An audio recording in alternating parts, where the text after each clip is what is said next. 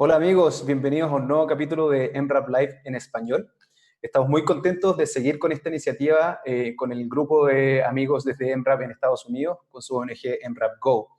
Hoy día tenemos un capítulo especial con invitados de nuevos países, así que incluso les tenemos algunas sorpresas preparadas. Pablo, ¿me escuchas? ¿Estás por ahí? Hola Alonso, te escucho perfecto. Bienvenido a todos nuevamente. Como verán, el día de hoy Alonso me está suplantando, lo va a hacer bien, estoy seguro. Y es verdad lo que decía Alonso, que tenemos varios invitados nuevos, caras nuevas en este programa de actualización en medicina de urgencia. Y antes de comenzar, quiero primero agradecer a esta oportunidad que INRAP nos ha dado durante estos últimos meses para poder entregar información educativa y actualizaciones en cuanto a esta pandemia que cada día nos azota más fuerte a Centro y Sudamérica. Chile ya no está exento, en Chile ya la cosa está muy, muy fea, igual que en Perú, Brasil, así que al menos el día de hoy tenemos la suerte de contar con ustedes que se han preparado, con nuestros invitados me refiero, se han preparado en temas específicos que pueden contribuir a un mejor manejo nuestro del COVID. Dicho esto, los quiero saludar a todos ustedes primeros, médicos, personal de salud, que trabaja en los servicios de urgencia, ya que hoy día es el Día del Médico de Urgencia, el Día Mundial del Médico de Urgencia. Y aquí les queremos mostrar un video realizado por la Federación Europea de Urgencia.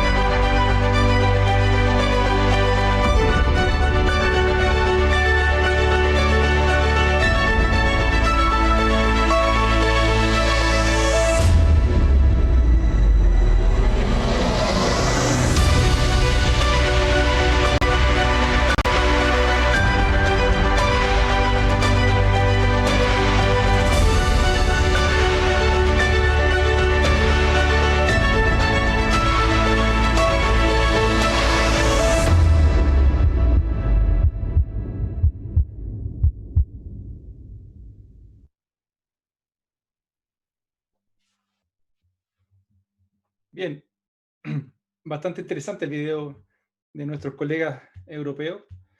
Les quiero comentar qué es lo que tenemos para el día de hoy. Primero, les quiero presentar a una doctora de Argentina, desde el sur de Argentina. Su nombre es Adelaida Goldman, ella es de Neuquén, y experta en gestión de servicios de emergencia, y además subdirectora en algún minuto del hospital allá en Neuquén, y nos va a hablar un poco de cómo gestionar nuestros servicios de urgencia en una condición de pandemia como la que estamos hoy en día. Después tenemos a, a otra amiga desde la Argentina, que es la doctora Wendy Ruggeri, que es de Córdoba, pero lleva muchos años trabajando en el hospital de Los Ángeles, California, en donde se dedica al prehospitalario y también ella es de temer porque trabaja en el SWAT con los policías, tiene armas, si que ustedes se preguntan, y hace todo ese tipo de cosas. Así que nos va a contar un poco su historia y también a hablar de temas de prehospitalario en COVID. Y por último, mi amigo Eliezer Cohen de Colombia. Nos hemos conocido ya por muchos años y Eli es experto en temas de bioética, tiene un magíster en este tema y evidentemente esa pregunta de hasta dónde llegamos o a quién sí o a quién no, es lo que vamos a intentar resolver y conversar todos estos aspectos ético-morales que implican hoy en día lamentablemente que estamos expuestos a tener que tomar en esto que hacer diario. Bien, eso es del día de hoy. Alonso, te doy el pase nuevamente a ti. Bueno, Pablo, como les decía, hoy día tenemos un par de sorpresas y lo primero que les queremos contar es que hemos recopilado un par de videos desde amigos de distintas partes de Latinoamérica que nos están explicando un poco cómo están viviendo esta pandemia de COVID en sus respectivos países. Hoy día tenemos a dos colegas, uno de Brasil y el otro de Perú, que nos quisieron comentar un poco cómo se está desarrollando y cómo lo han vivido desde el punto de vista de la medicina de urgencia en sus respectivos países. Les preparamos el siguiente video.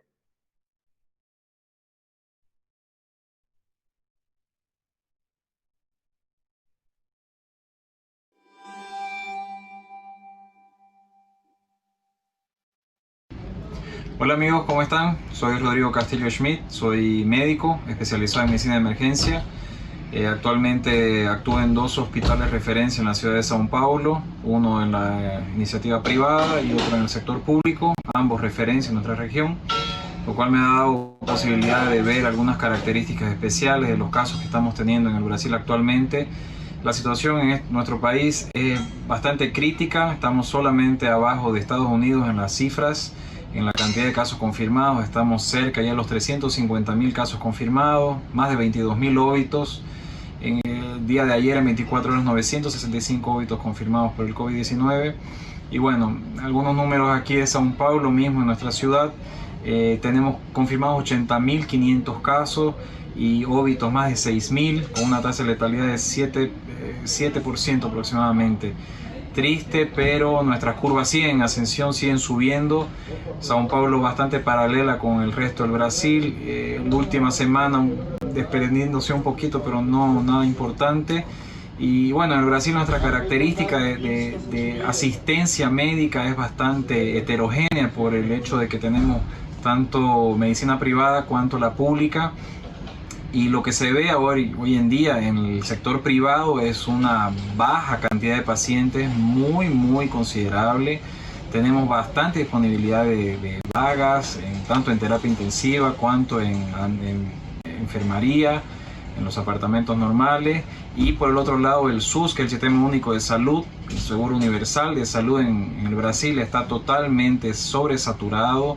En la ciudad de São Paulo tenemos una disponibilidad solamente del 10% de vagas de UTI en la actualidad de los hospitales específicamente para atención de COVID. Entonces 90% de la capacidad solamente de esos hospitales es mucho, y con la curva en ascensión la verdad que eso no va a mejorar. Y la tasa de la parte de aislamiento social está muy baja, bordeando solamente el 50%, en el mejor de los días llegó a un 60, 58%. Entonces las características de paciente tenemos son muy heterogéneos, bien extremos. Y bueno, en cuanto a técnicas estamos teniendo cosas que nos están dando bastantes resultados. Algunos tipos de asistencia en la preoxigenación para las intubaciones soportados con ventilación no invasiva, que está ayudando bastante para preoxigenar, preoptimizar esos pacientes para que puedan tolerar el procedimiento de la intubación orotraqueal. Y bueno, seguimos en la lucha, seguimos adelante y acompañando todos los días las actualizaciones de publicaciones de trabajo, temas de anticoagulación, fármacos que estaban siendo testados, que se los iniciaron, pero en los dos hospitales que yo actúo, que son referencia, ningún tratamiento padronizado específico, ninguna medicación milagrosa, solamente asistencia de calidad e intentar hacer lo mejor por estos pacientes, intervenir lo más precoz que se pueda. Saludos de Brasil, un abrazo a todos. Gracias.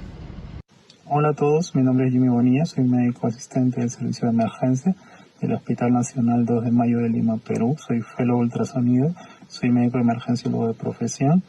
Un poco para contarles cómo se está viviendo ahorita la pandemia de coronavirus en Lima.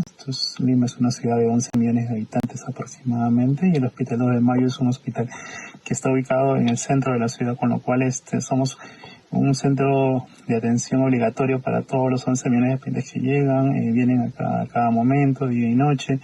Nuestra emergencia inicialmente fue adecuada para un ambiente no COVID, pero se ha visto colapsado con pacientes COVID. Iniciamos un ambiente de triaje carpa, que era en teoría lo que nos iba a contener, pero ya habíamos visto que esto iba a ser rebasado. Actualmente andamos con 40 pacientes en camas, en las cocheras, en sitios habilitados de forma precaria para estos pacientes, con valores de oxígeno.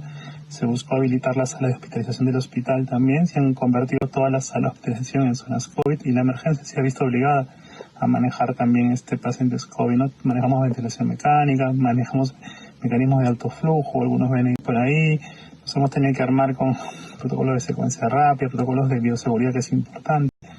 De momento, cada día van aumentando los números de pacientes con coronavirus, cada día más y más y más. Creo que no llegamos al pico todavía, seguro que en unas semanas todavía entraremos a más. Días que no tenemos oxígeno, días que estamos sin ambiente para un paciente más, pero bueno, siempre acomodamos al paciente aquí, allá, un espacio por aquí, una camilla de la nada. Nuestro equipo de emergencia, la verdad que está respondiendo de forma muy grande a esta pandemia. Hemos tenido muchas bajas, tenemos médicos, tenemos enfermeras, tenemos técnicos ya con coronavirus que se han tenido que retirar, sin contar con las personas que tienen alto riesgo para infectarse de esta enfermedad, ¿no? Como los obesos, diabéticos, como todos sabemos. De momento trabajando día y noche, de momento tratando de usar todos los conocimientos que tenemos, el ultrasonido, que estamos tratando poco a poco de iniciarlo en este trabajo también, y siempre con el soporte emocional adecuado, ¿no? Porque somos médicos de emergencia, hemos formado para estos ambientes de estrés máximo, ¿no? De decisión máxima. Entonces, de momento bien, siempre rogando no infectarnos y que las familias se encuentren bien, pero para adelante, ¿no? Un saludo para todos. Bueno, bien impresionante ambos comentarios. Me llama mucho la atención el 7% de mortalidad que están viviendo en Sao Paulo, en Brasil. Y a diferencia de lo que contaba el colega de Brasil, aquí en Chile estamos viendo que tanto el sistema público como el sistema privado están colapsados. En este momento en Santiago tenemos más del 95% de las camas UCI ocupadas, lo que ha hecho que el boarding en los servicios de urgencia y el tener pacientes intubados en los servicios de urgencia sea algo de todos los días. Por lo tanto, esperemos que esto empiece a aplanar un poco y podamos saber sobrellevar esta pandemia. Con respecto a lo que comentaba el colega de Perú, quiero ser súper enfático en que hemos tenido que adaptarnos al uso de ventilación mecánica no invasiva, especialmente con la cánula nasal de alto flujo, que era algo a lo que le teníamos miedo inicialmente por el problema de la aerolización. Pero sí hemos visto que podemos tomar ciertas medidas para protegernos nosotros mismos y que sí les beneficia mucho a los pacientes, incluido con el PronoVigil. También recordar que aproximadamente entre el 20 y el 25% del personal de salud se ha visto expuesto en otros países que ya pasaron el pic de contagios, por lo tanto debemos recalcar el cuidarnos a nosotros mismos, usar el equipo de protección necesario y que en pandemia no existen las emergencias, debemos cuidarnos a nosotros para que podamos cuidar al resto. Y los invito a revisar el capítulo de hace 2 semanas atrás, donde tuvimos a un radiólogo y acá lo pasamos con un urgenciólogo, con un fellow de ultrasonido, discutiendo los distintos protocolos que se pueden utilizar para la evaluación del paciente con COVID. Esperamos que para la próxima sesión, en 2 semanas más, tendremos invitados de México que nos podrán comentar un poco sobre cómo están viviendo esta pandemia. Pablo, te doy el pase. Sí, gracias, Alonso. Situación dramática la que estamos viviendo en Sudamérica. Creo que Perú, por la cercanía con nuestros colegas, de hecho el doctor Freddy Hermenegildo, que estuvo también hace un par de semanas, nos contaba la cantidad de médicos incluso que han fallecido y personal de salud en el Perú. Chile hasta hoy en realidad había estado exento de muertes de médicos y lamentablemente ya un colega falleció producto del COVID. Esto indudablemente nos ha pegado duro porque sabemos que estando en la primera línea con todos nosotros, muy cerca de los pacientes infectados, claramente sientes que la cosa ya llegó y está acá. Bueno, eso como modo de actualización inicial. Ahora les presento nuevamente a Adelaida, la doctora Adelaida Goldman de Neuquén. Nos va a comentar y vamos a conversar con ella respecto a cuál es, a su juicio, la mejor manera o la manera ideal de poder gestionar un servicio de urgencia en estas condiciones de país y en su experiencia, digamos. Si bien creo que he tenido la suerte de que Neuquén, como nosotros le decimos el Wakanda del sur, se ha defendido bastante bien contra la pandemia, pero de todas maneras aquí en donde la organización y las medidas sanitarias tienen un rol importantísimo para que no penetre dentro de la población. Ade, por favor, cuéntanos un poquito en relación a esto. Bueno, buenas noches. Sí, esto creo que es importante lo que has dicho, es cómo se adelantó las políticas sanitarias en cuanto a versus políticas sanitarias versus políticas económicas, en cuanto a las medidas que tomaron con respecto a la cuarentena. con respecto al uso de barbijo precoz en la vía pública, con respecto al distanciamiento social, con respecto a la cuarentena de la gente que venía de lugares con circulación comunitaria o de conglomerado, por ejemplo, de Chile, y eso nos permitió un tiempo. Y este tiempo se está prolongando. Les cuento que la agonía como que va siendo un poco como importante en el estrés que estamos sufriendo, porque es algo que todavía no tenemos tanto. En la provincia donde yo vivo recién hay 120 casos, no más. Pero en el país empieza a haber, ayer fueron las cifras, superaron los 13.000 casos, pero fundamentalmente en conglomerados y demás.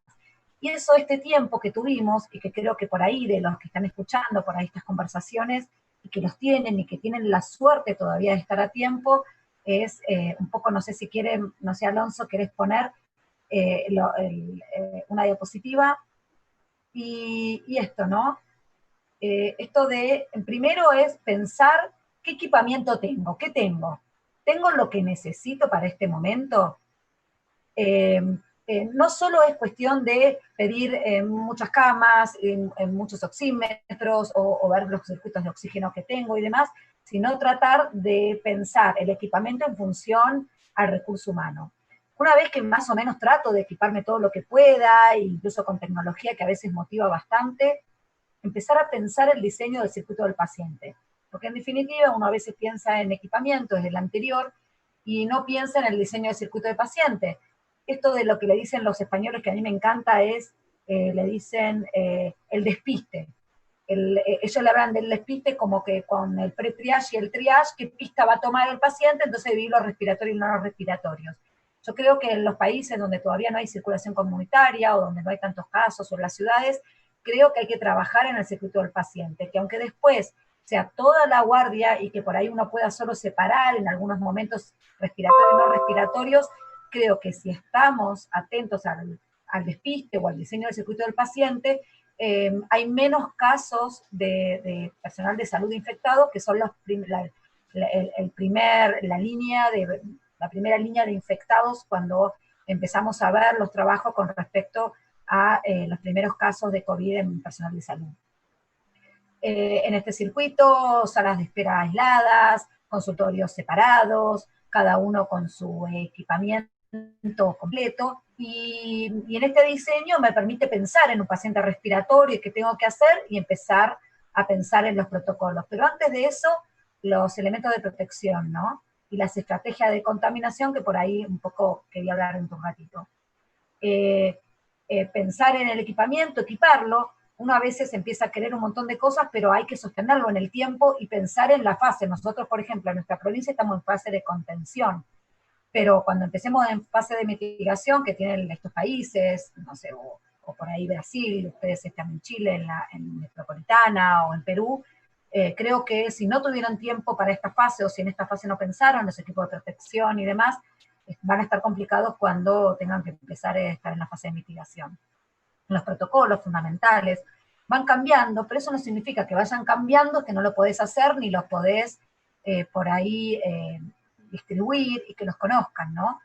La simulación como proceso de aprendizaje, de baja fidelidad, incluso hasta puede hacer simulaciones masivas que uno por ahí ha hecho, con 100, 200 personas, colocarse el EPP y retirárselo, y después interactuar con la comunidad que sepa lo que estamos haciendo, porque en definitiva eso es un poquito a veces calma por ahí la ansiedad de la comunidad con respecto a qué están haciendo ustedes y de la gente, de los trabajadores de salud con respecto a cómo se está preparando para el momento de la contingencia, ¿no?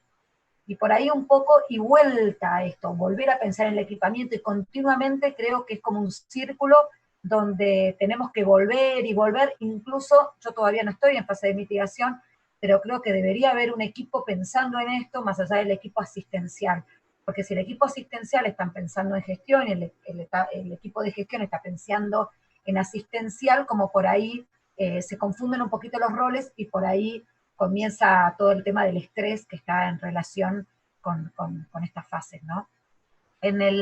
Y con respecto a esto que decía, por ahí hay 2 o 3 cosas que creo que hay que por ahí reforzar. No sé si querés pasar al otro.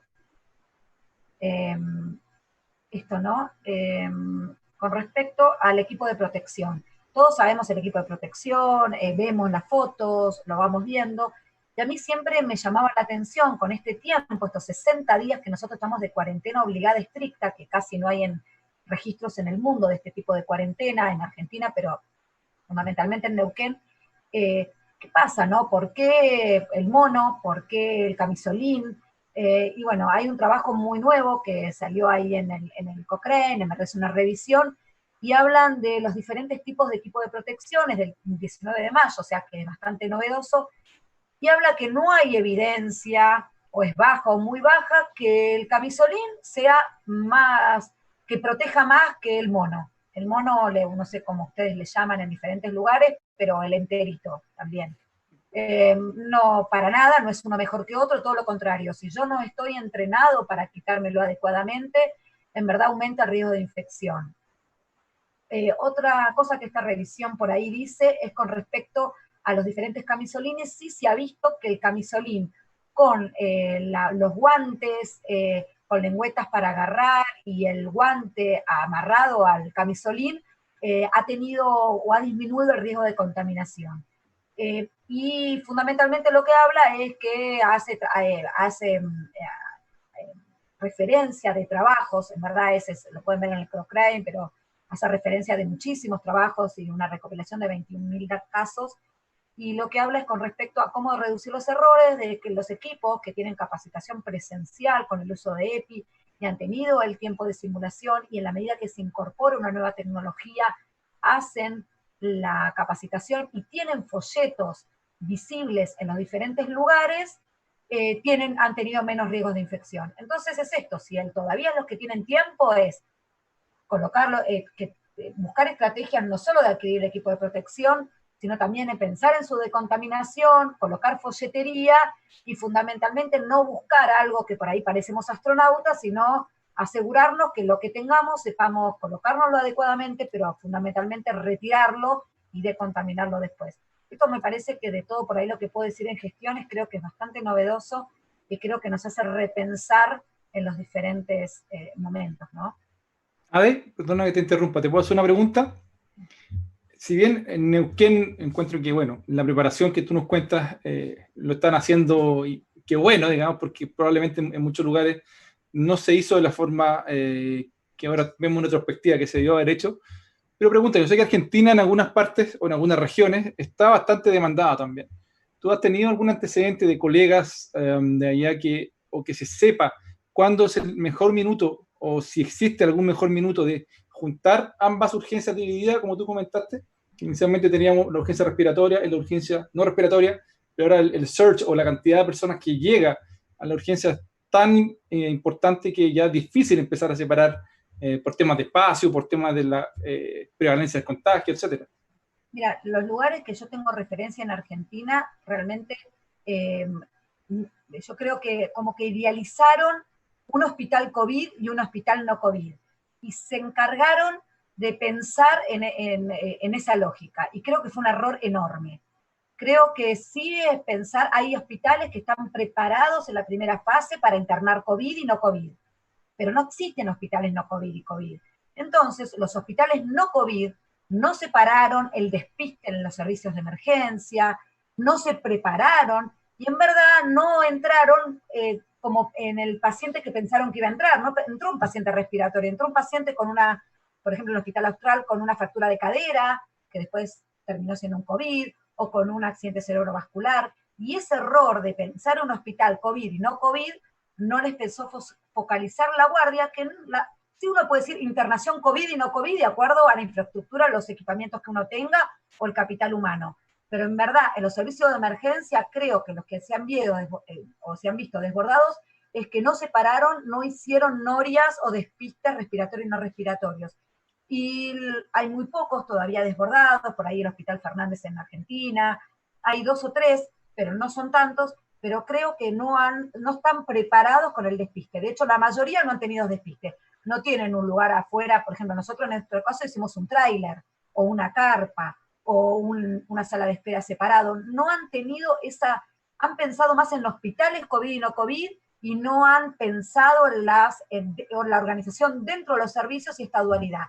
En el caso de que sea único, sabemos que en algún momento todo puede ser sospecha de COVID, en ese caso por lo menos uno tiene el ejercicio, y aunque no tenga la infraestructura, uno tiene el ejercicio de pensarlo y de prepararse, y creo que esa es la fortaleza, aunque después termine siendo todo un sospechoso de COVID. No sé si respondo la... Sí, sí, muchas gracias. Ade, yo tengo otra pregunta para ti ahora. Con respecto, tú hablabas de prepararse con equipamiento específico para recibir este tipo de pacientes. ¿Qué hicieron distintos en tu hospital o qué hicieron distinto en Argentina con respecto a solicitar nuevo equipamiento, aparte de los ventiladores o el equipo de protección personal? ¿Hicieron alguna lista distinta como para recomendarle a la gente que aún se está preparando? Yo lo que siempre en todos los hospitales hay comités, o se pueden juntar un grupo de personas que no, a veces a mí la palabra experto me da un poco de prurito, pero sí gente que sabe más de que uno, ¿no? Entonces, comité de infecciones, que puede haber alguien de seguridad e higiene, puede haber infectólogos, puede haber epidemiólogos.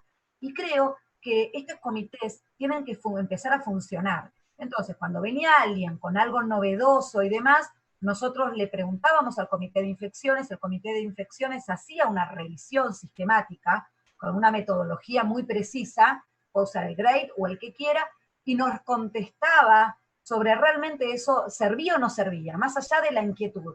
Porque incluso empezaron a haber tantas donaciones que empezó a haber recursos donados en los servicios que no necesariamente después íbamos a poder responder sobre la seguridad sobre el mismo. Eso es un error. Entonces empezamos a hacer una captura de insumos. A mí hoy me toca ser parte de la dirección del hospital y entonces fue bastante difícil porque hay 3.000 trabajadores que reclamaban los que le habían donado y nosotros lo capturamos.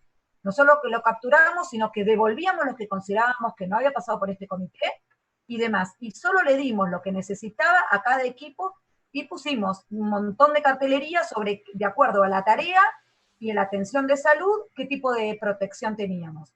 Y si tenían ellos o su protección alternativa, nosotros no íbamos legalmente a ser responsables sobre el mismo. Muy difícil todavía en esta instancia, pero estos 60 días nos permitió ordenar un poco más. Tenemos muchísimos insumos guardados, pero vamos a dar a las personas que necesite lo que necesite. Y eso nos va a permitir un poco de seguridad, porque si no es como que cada uno se ponía lo que quería, como quería y cuando quería. Y eso creo que es un poco lo que genera es vulnerabilidad en los equipos de trabajo, ¿no? Y inequidad, fundamentalmente. El que puede y se trae todo de su casa y el otro. Pero bueno, por ahí eso se trabajó, tenemos la suerte de haberlo tenido, pero de todas maneras hacemos que no tuvimos este tiempo.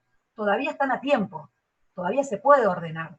Y que no hacer cada servicio lo que quiere. Viene un servicio y nos dice, nosotros tenemos el equipo B, y no, vamos a pasar por el comité, vamos a hacer una revisión en 3 días, vamos a tener una sentencia o una recomendación y de acuerdo a eso gestionamos.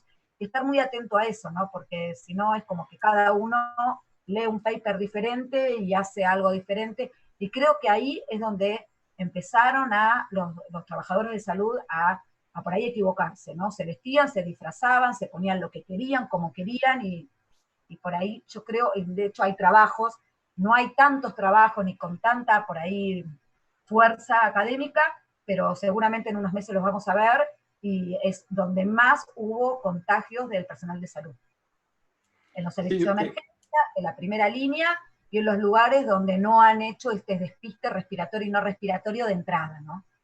Eso que dices tú del personal de salud queriendo autoprotegerse de manera, comillas, entendible pero indiscriminada, nos pasó también en algunos lugares acá en Chile, que es humano, pero de cierta forma las medidas y las sugerencias no estaban tomadas. Hay otra pregunta que es bien interesante, porque te la vamos a hacer desde el punto de vista de la urgencia hacia la jefatura del hospital. ¿Qué pasa cuando uno tiene las áreas separadas, y el mismo personal? Porque el personal de la urgencia en general es finito. Y cuando están en esta temporada, digamos, de mucha consulta, hay gente enferma, escasea, digamos. ¿Ustedes cómo lo han podido lograr? Bueno. O cómo en teoría se debiera lograr, poniendo más personal, en el fondo suena lógico, pero hay escaso, tampoco hay recursos, los recursos son limitados. Entonces, una pregunta... De 2.000 trabajadores que tenemos en nuestro hospital puntualmente y demás, lo que por ahí decimos un equipo de medicina laboral COVID, integrado por psicólogos, por médico clínico, por médicos laborales y por epidemiólogos. Y este equipo de laboral COVID se encarga de que cuando hay algún jefe que detecta algún personal de salud con alguna enfermedad, lo reporta a este equipo y este equipo empieza a hacer el seguimiento. Le toma el hisopado, hace todo el foco en los contactos estrechos y lo va siguiendo. Y después hicimos una aplicación que es una app muy sencilla de autorreportes.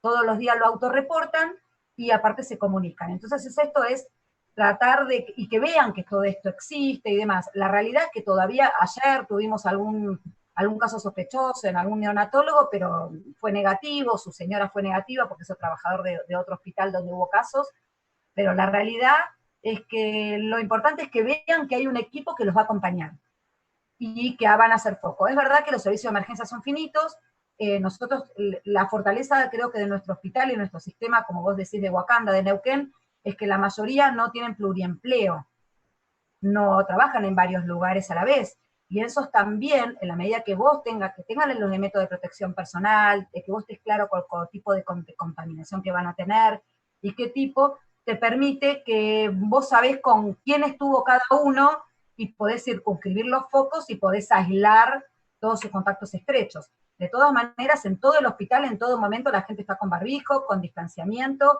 y se dejó el mate. El mate es uno de los casos que al principio hubo el 20%, cuando estaba más o menos en 400 casos en Argentina, teníamos el 20% de personal de salud. Y del 20% de personal de salud, 30% había sido viajes al exterior y el resto en el lugar del trabajo, pero no por atención de pacientes COVID, sino estos médicos o estos profesionales de salud que habían venido del exterior, habían estado compartiendo mate en los lugares de trabajo y habían contagiado su grupo de trabajo. Y por eso nosotros tuvimos uno de los porcentajes más altos de personal de salud. Pero eso hoy es mucho menor que otro lugar porque en verdad no estaba tan asociado a la atención de pacientes COVID, ¿no? Excelente. Oye, yo creo que salieron con preguntas bastante interesantes, pero en función del tiempo, Ade, vamos a intentar volver sobre ti hacia el final del programa el día de hoy, porque me imagino que van a haber más preguntas, porque esto es súper interesante el tema. Ahora, entonces, Wendy, Alonso, por favor, te pido que presente a Wendy.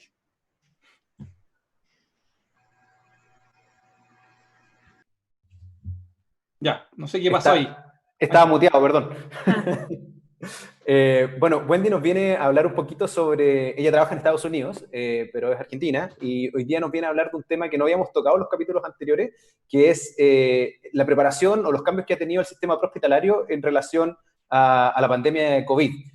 Yo sé que, Wendy, tú tienes mucha experiencia en esto, no tanto como aquí en Chile. Nosotros, nuestro sistema prehospitalario, la verdad es que estamos un poco atrasados en su desarrollo, y nos gustaría aprender y escuchar qué es lo que nos tienes que contar, así que bienvenida.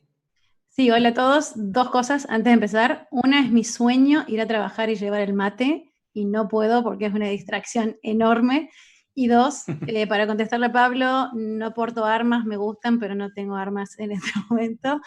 Y bueno, nada, hoy contenta de estar con ustedes para compartirles un poco cómo se ha vivido de este lado. Estoy en Los Ángeles y quería contarles cómo se ha vivido la parte prehospitalaria. Para empezar un poco hay que aclarar que los sistemas son muy diferentes, ¿no? Si pensamos a nivel mundial existen dos modelos grandes. Estados Unidos tiene el modelo angloamericano que se llama, que es donde el médico no va en la ambulancia, ¿sí? Las ambulancias tienen los EMTs o los servicios básicos o el servicio avanzado que sería un paramédico. Y en Europa se da más porque hay más disponibilidad por cuestión de sueldos, cuestiones históricas también, que el médico va en la ambulancia, entonces ahí hay mucho cambio en cuanto a protocolo y cómo se dan las cosas acá. Así que esa es la diferencia más grande. Creo que Latinoamérica ha incorporado una mezcla de los dos, por ahí un poquito más del europeo, donde el médico sí va en la ambulancia, pero si me pasas el slide, Adolfo. Dos niveles básicos, el BLS o el soporte vital, son los EMTs, los técnicos que tienen una educación muy básica, digamos, es más primeros auxilios, e inmovilizar una extremadura o algo muy básico, y después está el avanzado, que sí son los paramédicos. Ellos sí tienen 1 año de capacitación, didáctica, práctica, etcétera, pero ninguno realmente puede trabajar independientemente. Siempre hay un médico en línea como un backup por si hay alguna pregunta o una duda.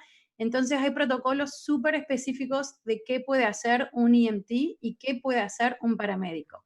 Los paramédicos se guían con un diagnóstico o una impresión del paciente y de acuerdo a lo que ellos piensan es la impresión, siguen una serie de protocolos que les da cierta libertad, pero no pueden hacer lo que les parezca como haría tal vez un médico que tiene la autoridad máxima en el prehospitalario. Entonces, por eso las cosas son muy específicas. Y pasamos a la próxima. Y digamos, los cambios a grandes rasgos que se hicieron a partir del COVID-19 fue cuando ingresa un llamado al centro de despacho, se decide qué nivel se necesita, y lo primero que se le pide al paciente es que si tiene movilidad, que se encuentre con la ambulancia afuera de su casa o de la residencia donde esté, para evitar que el personal de salud ingrese a un espacio pequeño que tenga contacto con superficies, como minimizar todo eso, si es posible que el paciente pueda salir y encontrarse con el personal afuera. Si no es posible, obviamente minimizar la cantidad de personal que entra al lugar. Y bueno, creo que se ha hablado mucho, pero sabemos todos que se deben minimizar los procedimientos que generan aerosoles, considerando evitar las nebulizaciones, por ejemplo. Se trata de que el paciente que le cuesta respirar y es asmático traiga su propia bomba, y la lleve consigo al hospital. Se trata de minimizar aspiración de secreciones, la ventilación no invasiva. Eso lo hemos hablado un poco, pero bueno, eso es un cambio grande en el prehospitalario. Y también súper importante desarrollar un protocolo de qué va a pasar, primero con la comunicación obviamente de la ambulancia a la sala de emergencias o de urgencias, para avisar que vienen con un paciente con posible COVID, y qué va a pasar en ese momento, ya hay que tener un cuarto de aislamiento listo para el paciente, no tenerlo al paciente en los pasillos donde pueda generar más contagio, y bueno, y tener esa coordinación presente. Y después vamos a la que sigue. Entonces, como les decía antes, como los paramédicos no son completamente independientes, tiene que haber una serie de protocolos, y se desarrolló uno pensando que íbamos a terminar un poco como Nueva York, o tal vez como estén ustedes en Chile ahora, con una cantidad masiva de pacientes. Entonces, para evitar el traslado de cada paciente que presenta con tos o fiebre, se desarrolló este protocolo para los paramédicos, y bueno, que incluye o determina quién es un paciente de bajo riesgo, quién tal vez no hace falta trasladarlo al hospital, y se determinó que va a ser un paciente de más de un año, menos de 65 años, con fiebre o síntomas respiratorios. He visto un montón de protocolos que es fiebre o no fiebre, y no todos presentan con fiebre, como ya se habló, ni siquiera con síntomas respiratorios. Pero hay una lista muy específica de cosas que el paciente no debe tener, por ejemplo, falta de respiración, dolor de pecho, síncope, y que tenga signos vitales normales para su edad, y que no presente con otras comorbilidades como diabetes, hipertensión, etc. Si todo eso se cumple y el paciente tiene una oxigenación de más del 94%, entonces sí se puede quedar, y si no cumple con estos requisitos, tiene que ser trasladado para ser evaluado por un médico, justamente. Creo que pasamos a la otra. Y lo otro que iba a decirles es esperen que se me fue la... Perdón. ¿Cuáles son los cambios grandes? Y esto basado en una publicación que salió hace poco en abril del American Heart Association, en su publicación de Circulation. Y lo primero es en cuanto al RCP en tiempos COVID. Han cambiado muchísimas cosas, y lo que se trata es la idea de brindarle la misma atención al paciente, pero siempre cuidando muchísimo del personal. Y hemos hablado mucho de EPP, y de que esta pandemia no es una emergencia, de tomarse el tiempo, de ponerse las cosas de forma adecuada, de quitarse el EPP con tiempo y conocimiento, digamos, como dijo Ade, que ahí es donde se producen los contagios. Entonces, las recomendaciones son que sé que no hay disponible en muchos lugares, pero considerar el RCP mecánico, como que eso siempre fue un sí, un no, no daba resultados, no había mucha diferencia en tiempos normales, pero ahora en tiempos de COVID es algo que puede usarse con mucha utilidad, porque libera a una persona del personal de salud, no tenemos que estar cerca del paciente con las secreciones, porque el RCP es un procedimiento que genera secreciones, y por supuesto es automático, entonces libera la posibilidad de contagio. Y después, bueno, comunicarse con el hospital, por supuesto, si hay sospecha de un posible COVID. y lo importante es detener el RCP en los pasillos del hospital, ¿sí? Eso es súper importante de comunicar que va a llegar el paciente si es que están en pleno RCP. Todo eso debe pausarse hasta ingresar al cuarto de aislamiento que está predeterminado para este paciente y entonces ahí se puede continuar.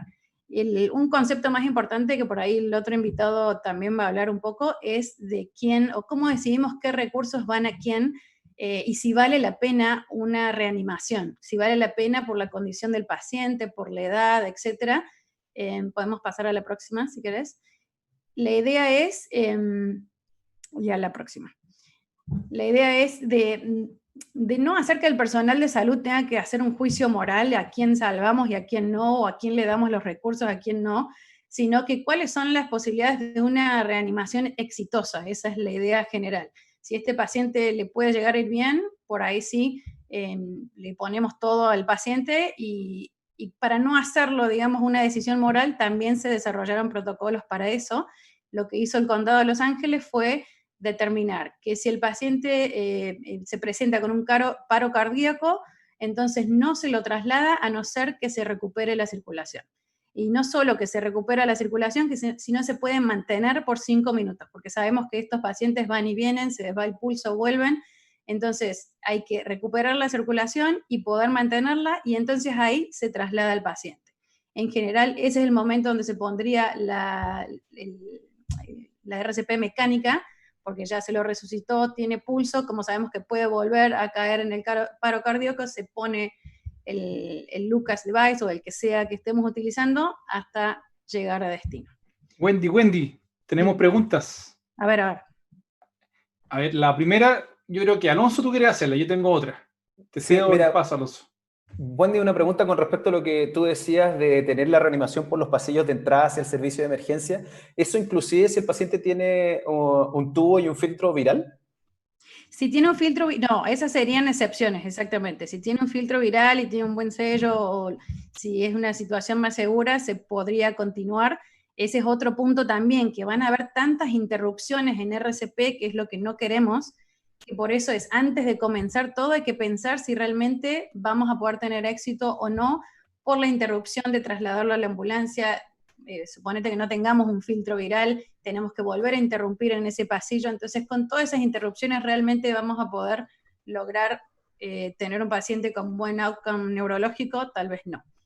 Y con respecto al equipo que usa, el equipo de protección que usa el personal prehospitalario en Los Ángeles, ¿qué están usando? ¿Usan mascarilla N95 y bata completa? Muy básico, te diré. Un mono. Nada, el mono no lo usan. No, es con todo paciente, porque sabemos que cualquiera lo puede tener, la N95, protección de ojos, y si hay una alta sospecha COVID, se ponen la bata. Nada más. Yo tengo una misma pregunta en relación a eso. Por ejemplo, si le activan un código a usted de prehospitalario, un paciente con dolor al pecho, que pareciera no ser COVID, ¿cierto? No ha tenido ninguna cosa previa, qué sé yo.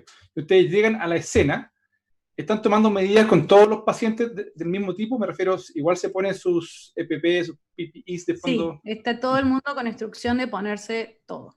Sí. Todo, perfecto. Y la misma normativa en cuanto a la duración de la resucitación en el lugar aplica para estos pacientes que sabemos que a lo mejor es más probable que sea algo coronario puro. Quizás en Los Ángeles, en Chile ya no, en Chile ya asumimos que todo es COVID, digamos. Pero bueno, eso también es un tema para conversar porque estamos viendo que hay muchos más eventos de paros cardíacos ahora que antes.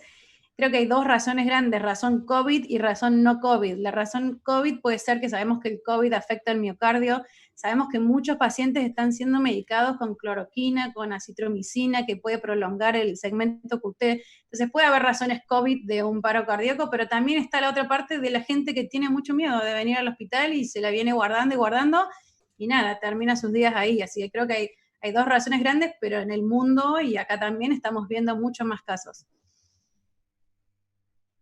Sin duda, perdón, que tiene este tema social de lado que también lo estamos viendo en todas partes. Esta enfermedad es compleja de todos los puntos de vista. Dale, Alonso, perdón por la interrupción. No, excelente. Muchas gracias, Wendy. Sé que estamos súper cortos de tiempo. Vamos a ver si es que llega alguna otra pregunta a través del chat, donde les recuerdo que está el doctor Miquel Urquiza, urgenciólogo de nuestro programa. Está filtrando las preguntas. Estamos tratando de hacerlas todas en vivo, pero las que no, se las vamos a hacer llegar a nuestros expositores y tratar de respondérselas después de la conversación, después de finalizar la sesión a través del chat de YouTube. Ahora quiero presentar al doctor Eliezer Cohen. Él es especialista en medicina de urgencia de Colombia y tiene un máster en bioética. Y lo invitamos el día de hoy porque durante esta pandemia nos hemos visto enfrentados a decisiones que son muy difíciles y a las cuales tenemos muy poco tiempo. Tenemos un sistema de cuidados críticos que está colapsado, tenemos muchos pacientes que deben entrar a esas camas críticas y debemos muchas veces elegir cuál es el mejor candidato. Como especialidad nosotros lo hacemos con cierta frecuencia y yo siento que estamos suficientemente entrenados para hacerlo cuando no estamos colapsados. Tenemos el tiempo de llamar tal vez al intensivista, de llamar al médico tratante, de tal vez interconsultar al equipo de paliativo o al comité de bioética, pero en este momento necesitamos un poco de ayuda y es por eso que decidimos invitar a Eli. Eli, buenas tardes. Hola, hola, buenas tardes, Alonso. ¿Cómo Qué están gusto todos? que estés aquí. Gracias. Lo primero que te quería preguntar, ¿tú nos podrías recomendar algo sobre cómo tomar decisión a quién intubar o a quién reanimar? ¿Hay algunos tips que nos puedas dar para facilitarnos el trabajo cuando tenemos poco tiempo? Sí, uno se pone a leer y no sé si lo notaron, pero hay todo un afán publicatorio de cosas que no tienen evidencia y en estos temas los campeones mundiales de la no evidencia son las cosas de bioética. No podemos andar haciendo estudios de casos y controles en gente que está pues claramente respirando mal o a punto de estar recibiendo intubación mecánica y ventilación mecánica. Pero hay que tomar decisiones y estoy completamente de acuerdo contigo en que lo que nuestro entrenamiento, casi que sin darnos cuenta, nos da la potencia necesaria para tener que ser quienes tenemos que asumir las decisiones que no son de la familia, no son de las personas diferentes a nosotros. Y no hay tiempo casi, un domingo a las 2 de la mañana, no hay tiempo casi de decir, vamos a llamar al comité de bioética ad hoc, y habría todos unos temas importantes dentro de los tips. La consideración más importante es que hay que respetar a la gente.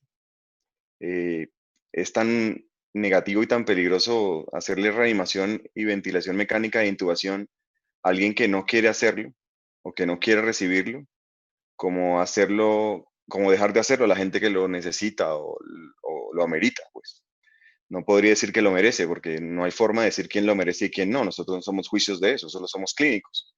Y tenemos que hablar muy bien quién recibiría y quién no recibiría el soporte vital avanzado de lejos y por hacerlo como subrayado y en negrilla. Es importantísimo que nadie haga eso sin ningún tipo de protección. Como tú lo dijiste al principio y como lo hemos hablado siempre, no hay emergencias en pandemia y entonces interactuar con pacientes que de repente llegan en paro, pues ya sabemos que si es por COVID, tienen una mortalidad inclusive mayor que la de los pacientes que no tienen COVID. Y eso no depende de cuidado intensivo 15 días, depende también de cómo nos aproximamos a eso. Y no sería bueno que a los 2 días de la intubación, ventilación mecánica de ese paciente se murieran también 4 colegas por andar corriendo haciendo cosas que no tenemos que hacer. Es duro y es difícil. Pensar en que es nuestro familiar el que está llegando implica que tengamos que estar listos con el equipo de protección y tomar decisiones claras. La recomendación mía es nunca hagamos nada con alguien que tiene una voluntad anticipada. Presionemos e instemos a nuestros colegas a que establezcan quiénes son sus pacientes que tienen voluntad anticipada para aclarar eso desde el triaje, idealmente, de una forma en la que el paciente ni gaste recursos innecesarios y tampoco quede abandonado, porque hay un grupo de cuidados paliativos, soporte, medicina interna, analgesia, ventilación no invasiva. Digo, si es no COVID no se puede, y los gases y el aislamiento, la cosa, pero hay que ofrecerles lo que podemos hacer, mucho más que lo que vamos a decir, no le vamos a hacer nada, o peor aún, ¿usted qué quiere? ¿Quiere que lo intube o quiere que no lo intube? Esas cosas son muy mal pronóstico y muy mala idea de clínica. Esa decisión es médica. Entonces, Okay. habría que empezar por ahí, por como establecer quiénes sí, quiénes no. Y es un tema mucho más complejo porque enseguida sale alguien diciendo utilitaristamente y de forma muy simplista que si alguien tiene 70 años ya no lo intubamos y que se muera.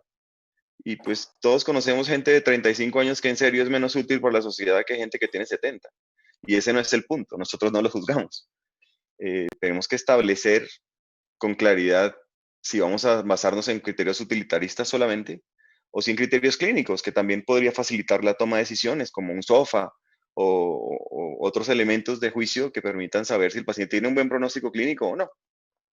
Oye, Eli, y lo que comenzaba, bueno, qué importante saber que el equipo prehospitalario nos avise que el paciente viene para poder prepararnos de la mejor manera, pero si como médico o clínico a cargo del caso uno decide que sí hay que darle la mejor de las chances, digamos, lo vamos a conectar al ventilador, le vamos a dar un cubo en la UCI, ¿qué opinas de las preferencias del paciente? ¿Qué pasa si tenemos un paciente relativamente joven, 50 años, que tiene algunas patologías, que uno decide que le va a dar una chance, pero que dentro de la preferencia del paciente, él no quiere conectarse a un ventilador, por ejemplo? Yo creo que es algo que no nos vemos enfrentados frecuentemente, pero me gustaría saber tu opinión.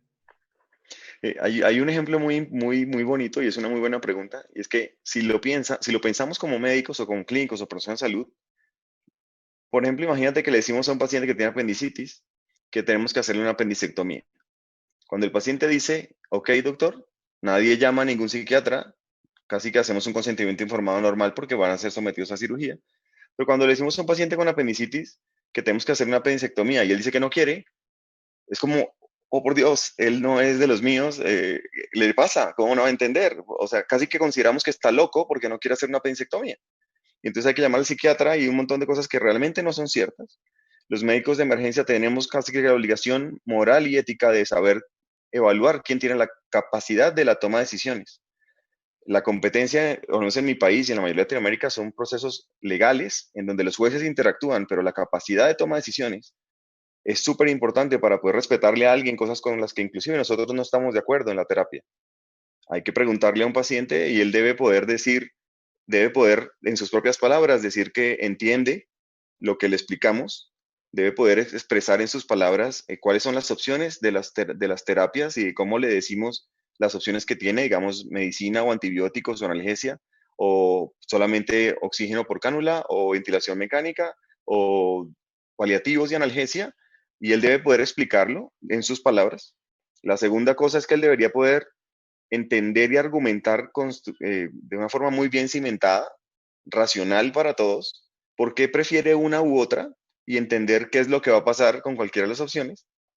Y la tercera es que debe saber los riesgos que corre y debe ser perfectamente claro en la razón por la que toma esa decisión y saber que es responsable o que, por ejemplo, puede decir, no, yo sí quiero hacerlo, pero en este momento tengo algo muy importante, entonces vuelvo cuando termine mi diligencia. Pero si uno no nota esas tres opciones en el paciente, la capacidad está disminuida y entraría todo un grupo que idealmente sería disponibilidad psiquiátrica para poder decir el paciente está incapaz de tomar sus decisiones, como cuando está psicótico, cuando está en un evento orgánico tóxico, que no puede tomar su decisión. Y ahí hay todo un tema de subrogación en la toma de decisiones, de si le preguntamos a la familia, que entre otras yo no conozco a nadie que nunca ha dicho no le haga nada, déjelo morir, porque toda la familia quiere que nadie se muera. Hay una visión muy egoísta de ese tema, en donde todos queremos que nuestros papás de 950 años no fallezcan, pero pues hay que procurar respetar y que el familiar o el subrogado, la información que brinde, sea causada por su conocimiento y lo represente a él como paciente, más que la que nosotros queremos como familiares o como la que el médico quiere. Cuando eso no se logra, es el médico el que tiene que tomar la decisión. Y es el médico que no va a ser el médico tratante que lo conoce hace 20 años y que ha hablado con él 6 consultas, sino el médico de urgencia que está ahí, el que tiene que tomar la decisión. Bueno. Oye, me avisan que Ade tiene una pregunta. Adraida, dale. Sí, yo coincido, en verdad es el médico el que está en emergencia, que está con el paciente, el que tiene la última palabra, pero yo creo que eso en este momento de COVID genera mucho estrés moral. El otro día en una charla también, en un conversatorio, hablaban de un triage ético. No sé si por ahí podés contar esto del triage ético, esto de que hay un grupo que acompaña para bajar el estrés moral que implica la toma de decisiones. Sí, bueno, eso también es muy moderno y es un crecimiento casi que terapéutico que es muy importante y es completamente cierto, Adelaida. El estrés del personal de atención en salud de urgencias es altísimo y el someternos nosotros mismos a tener que tomar estas decisiones solos lo hace mucho más complejo y es una carga muy pesada para nosotros. El personal de urgencias que tiene que tomar estas decisiones debería idealmente hacerlas en grupo. Hay varias opciones. Una, por ejemplo, que aparece como universalidad, interpersonalidad y justificación. Ahorita la explico. Y la otra tiene que ver con construcción de casos tipo, en donde se facilita la opción porque todo el grupo de urgencias ha tratado y ha construido casos específicos para que nadie tenga que tomar decisiones difíciles en el momento en que se parezca a alguno de los casos en que el paciente, pues, por ejemplo, no tiene voluntad anticipada, tiene 75 años, diabetes, hipertensión, dislipidemia, infartos y nada terminal, y la familia diciendo que pues que él no tiene ninguna limitación, no tiene Alzheimer, no tiene nada, es un caso típico, no parece tan difícil, le das las oportunidades que necesitas a menos que no tengas recursos. Pero cuando, por ejemplo, es la esposa la que dice que no y la hija la que dice que sí y el paciente está inconsciente, la cosa se pone complicada. Entonces, el grupo debería establecer casos tipo, casos típicos, para poder organizar las decisiones que son las más frecuentemente y complejas dentro de ese rango, haber deliberado idealmente en este tiempo en que tuvimos todos una opción de estar un poquito más tranquilos con menos gente en urgencias, pero ya es poco tiempo el que tenemos para hacerlo, si ya estamos en mitigación, porque lo ideal sería decir, este señor es un caso 3, vamos a hacer lo que acordamos que íbamos a hacer con el caso 3. En lo que específicamente me preguntas, sí hay un triaje ético, pero es como un grupo de apoyo. En los hospitales que conozco, algunos han sido construidos unos procesos, han construido unos procesos en los que un grupo diferente a los de cuidado intensivo y diferente a los de urgencias toma decisiones clínicas una vez hecha la reanimación inicial, para poder decir si vale la pena continuar con el proceso o si lo limitamos hasta ahí. Para ahí entra una rederivación hacia hospitalización para proteger los recursos más escasos que son los de cuidado intensivo. Cuando el caso es mucho más escaso, cuando no queremos, pero si nos pasa que tenemos 70.000, 100.000 o ya no hay camas suficientes y tenemos, por ejemplo, la de siempre, un solo ventilador mecánico, un laringoscopio, un tubo y un intubador, un médico especialista, con 3 pacientes diciendo tengo problemas respiratorios y lo necesito, ahí es donde no tienes otra opción que tomar tu mejor juicio clínico, ponerte en lugar en lugar del otro, e interpretar cosas adicionales al utilitarismo. Hay todo un principio, por ejemplo, de evitar segmentar y evitar sectorizar las cosas, porque así como diríamos, y está mal, es muy bobo decir, este tipo es asiático, no lo vamos a intubar porque no me gustan los asiáticos, o este tipo es negrito, no lo vamos a intubar porque es negrito, tampoco habría ninguna razón formal para decir, este señor tiene 65, 67 años, y entonces como es anciano, que se muera. Eso no es tan fácil, y no debería ser sino una cosa consensuada, que tiene además unas intrínsecas contaminaciones dependiendo de la institución en la que uno trabaje. Como se imaginarán, no es igual trabajar en un hospital meramente católico y puro comparado con un hospital un poquito más laico y más práctico.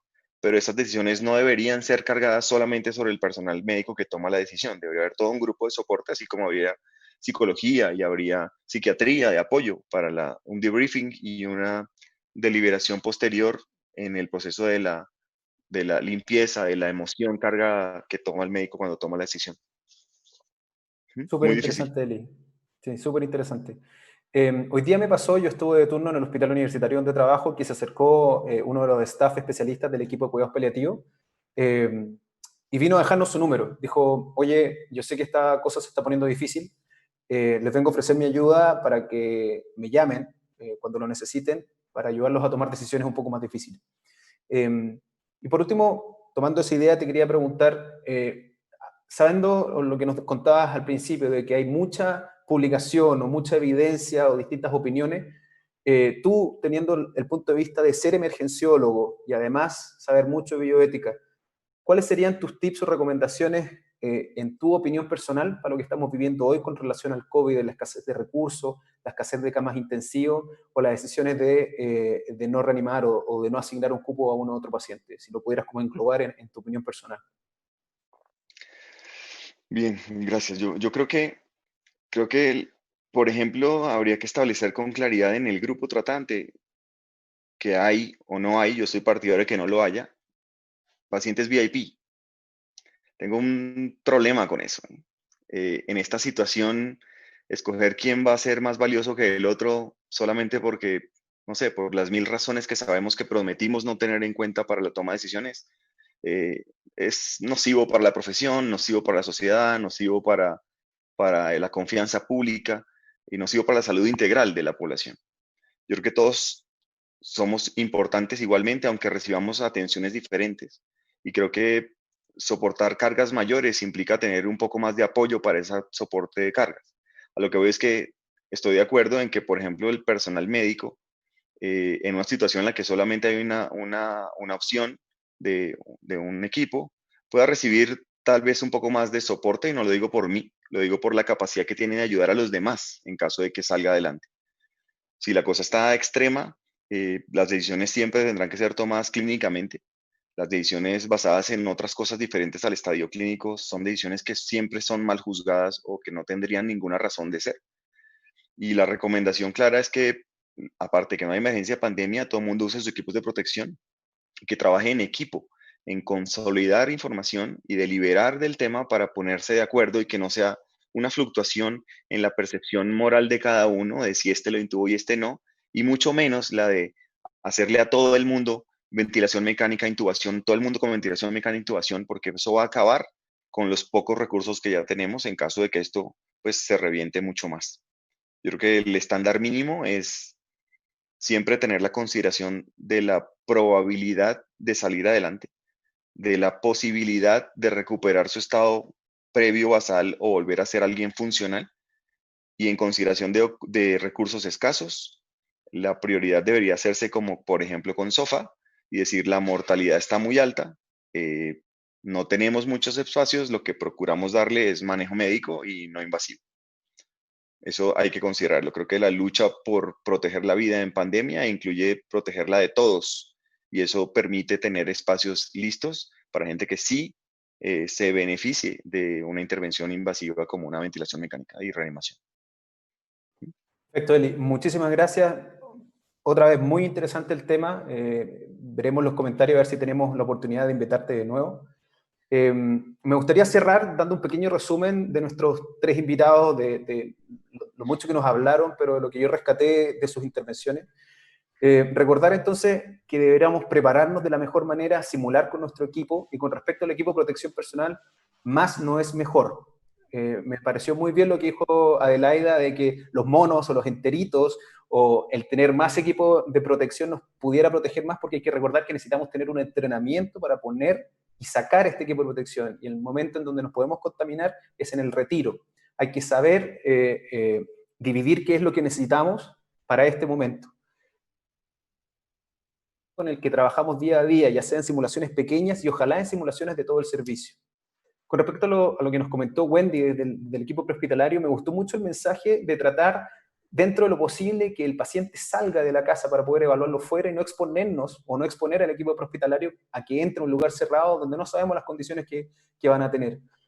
Tener claro los criterios que meritan un traslado en ambulancia hacia el sistema hospitalario. Si el paciente no cumple ninguno de los criterios, por ejemplo, los que nos comentó Wendy, ese paciente podría ser evaluado en el domicilio o pedirle que consulte de manera ambulatoria a su médico primario, o que se vaya a una cita con algún especialista de forma agendada. Y con respecto a la reanimación cardiopulmonar, muy importante el tratar de determinar que ese paciente se recupera de un paro cardiorrespiratorio en el prehospitalario y se mantiene por lo menos por una temporalidad de 5 minutos antes de decidir trasladarlo.